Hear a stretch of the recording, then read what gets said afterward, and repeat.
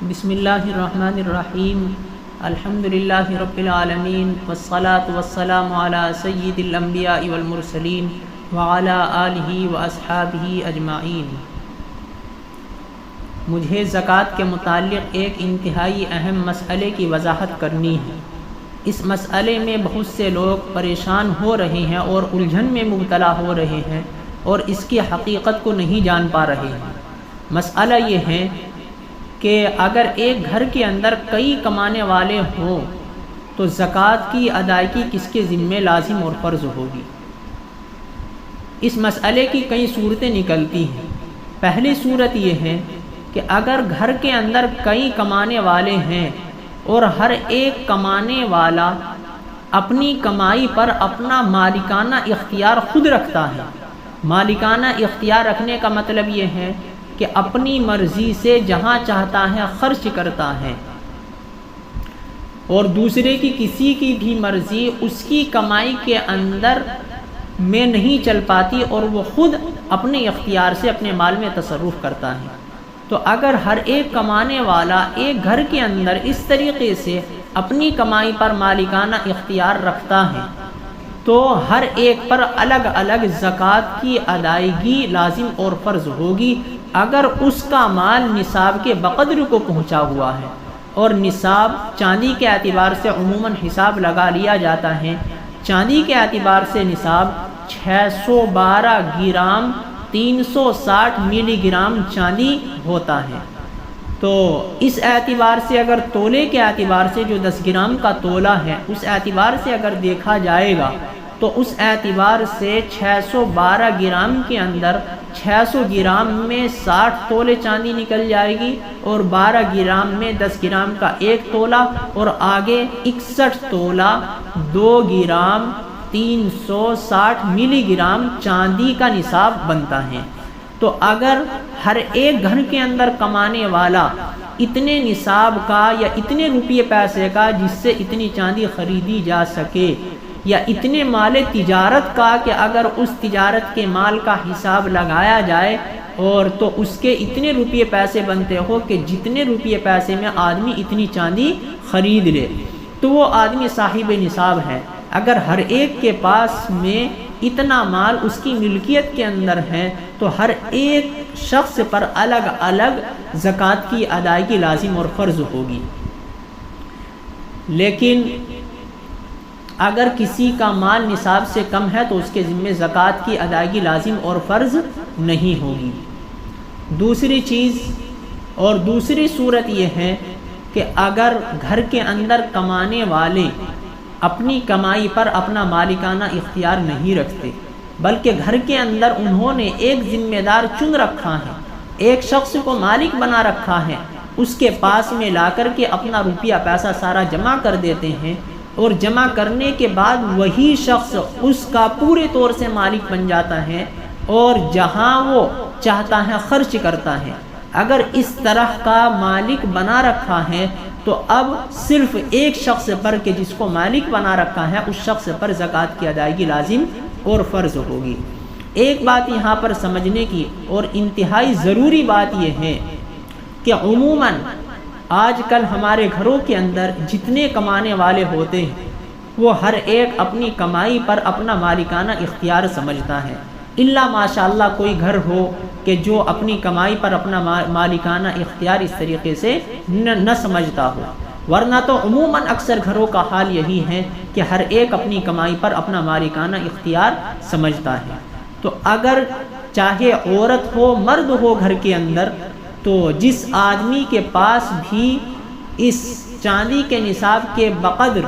اتنا روپیہ پیسہ مال تجارت یا سونا اور چاندی دونوں ملا کر کے اگر قیمت جوڑی جائے تو اس سے اتنی چاندی خریدی جا سکے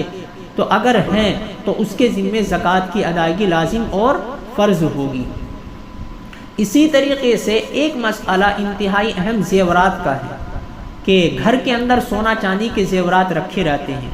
چاہے وہ عورتوں کے پہننے کے زیورات ہوں یا وہ صرف زیورات گھر کے اندر رکھے رہتے ہوں، عورت ان کو استعمال نہ کرتی ہو، ہر طرح کے سونا چاندی کے زیور پر زکوٰۃ کی ادائیگی فقہائے احناف اور علماء دیوبند کے نزدیک لازم اور فرض ہوتی ہیں۔ تو اگر اس طرح کے گھر کے اندر زیورات ہیں تو ان زیورات کا مسئلہ کیا ہے؟ وہ زیورات جس کی بھی ملکیت میں ہوگے اور جو بھی ان زیورات کا مالک سمجھا جائے گا، چاہے عورت ان زیورات کو پہنتی ہو، لیکن اگر شوہر ان زیورات کا مالک ہیں اور عورت ان زیورات کو نہ بیچ سکتی ہے شوہر کی مرضی کے بغیر اور نہ کچھ اور کر سکتی ہے، تو اگر شوہر ان زیورات کا مالک ہیں تو ان زیورات کی زکوٰۃ کی ادائیگی شوہر کے ذمہ لازم اور فرض ہوگی، اور اگر خود بیوی ان زیورات کی مالک ہیں تو ان زیورات کی جو زکوٰۃ ہوگی وہ بیوی کے ذمہ لازم اور فرض ہوگی، شوہر کے ذمہ لازم اور فرض نہیں ہوگی۔ اسی طریقے سے گھروں کے اندر جو بیٹیاں ہوتی ہیں ان کے پاس میں بھی کچھ زیورات رکھے رہتے ہیں، اور عموماً جو ان کے پاس میں زیورات ہوتے ہیں وہ ان زیورات کا خود کو مالک سمجھتی ہیں اور اپنے ہی تصرف سے جہاں چاہتی ہے ان کو خرچ کرتی ہیں، بدل بھی دیتی ہیں۔ تو اس طریقے سے اگر تصرفانہ اور مالکانہ اختیار لڑکیوں کو گھر کے اندر، بیٹیوں کو اپنے زیورات پر ہیں، تو اگر ان کے زیورات کی قیمت اس چاندی کے نصاب کو پہنچ جاتی ہے کہ جس سے قیمت جوڑ کر کے وہ 61 تولہ چاندی، آج کے 10 گرام کے تولے کے اعتبار سے 61 تولہ اور 2 گرام اور 360 ملی گرام چاندی اگر خرید سکتی ہیں تو اس اعتبار سے اس کے ذمے زکوٰۃ کی ادائیگی لازم اور فرض ہو جائے گی۔ تو جس آدمی کی بھی ملکیت ہوگی اور جو بھی آدمی جس مال کا اپنے آپ کو مالک سمجھے گا اور مالک ہوگا تو اسی کے ذمے زکوٰۃ کی ادائیگی لازم اور فرض ہوگی۔ اور آج کل جو اکٹھا رہنے کی شکل ہوتی ہے تو ظاہری طور سے اگر پیسہ ایک جگہ رکھا بھی ہوا ہے، ایک جگہ لا کر کے جمع کر دیتے ہیں اور سب الگ الگ اپنے اپنے روپیے پیسے پر اپنا مالکانہ اختیار رکھتے ہیں، تو صرف ایک جگہ رکھنے سے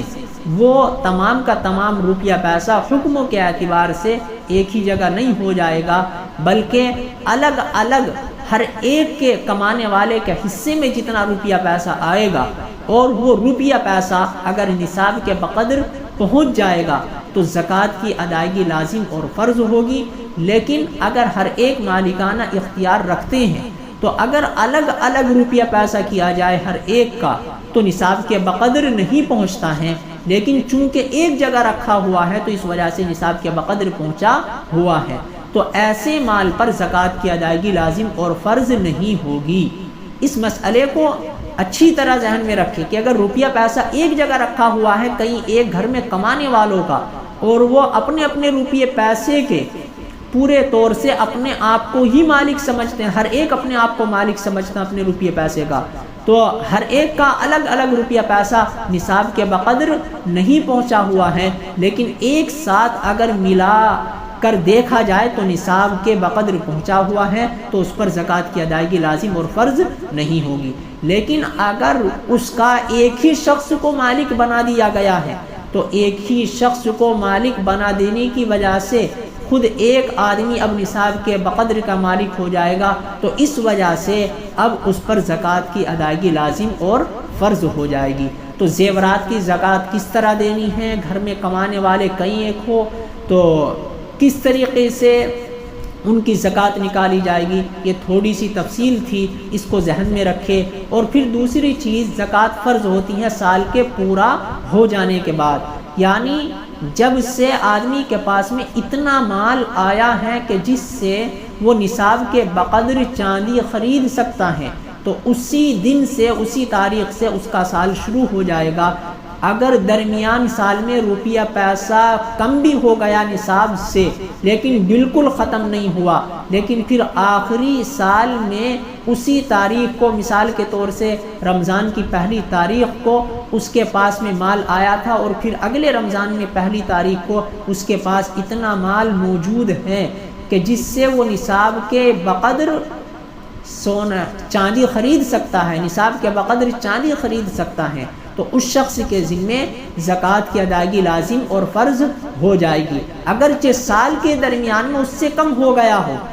کسی وقت سال میں ایسا موقع بھی آیا ہو کہ اس کے پاس میں صرف 2-4 روپیہ پیسہ بچ گئے ہوں،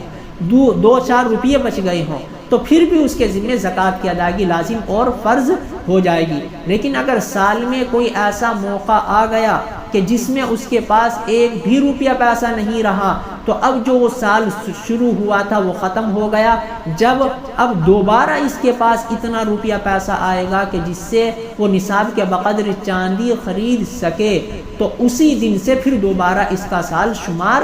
سمجھا جائے گا اور اسی دن سے اس کا حساب لگایا جائے گا۔ اور اسی طریقے سے سال کے اندر اگر اور زیادہ مال بھی اس کے پاس آ گیا، مثال کے طور سے شروع میں اس کے پاس میں چاندی کے نصاب کے بقدر تھا، پھر سال کے درمیان میں ڈبل اور تربل ہو گیا، تو اب جتنا بھی مال ہوگا اور سال کی آخری دن جس دن سال پورا ہوگا، اور سال کے پورا ہونے کا اعتبار چاند کی تاریخ سے لگایا جائے گا، انگریزی تاریخ سے نہیں لگایا جائے گا، تو چاند کی تاریخ کے اعتبار سے جس دن سال پورا ہوگا اس دن جتنا روپیہ پیسہ اس کے پاس موجود ہوگا اس کا حساب لگا کے 40ویں حصے کی زکوٰۃ کی ادائیگی اس شخص کے ذمہ لازم اور فرض ہوگی۔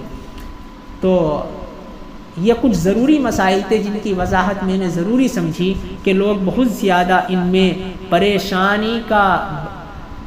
مظاہرہ کر رہے تھے اور الجھن میں مبتلا ہو رہے تھے۔ اللہ رب العزت ہم سب کو ان مسائل کو سمجھ کر اور ان پر عمل کر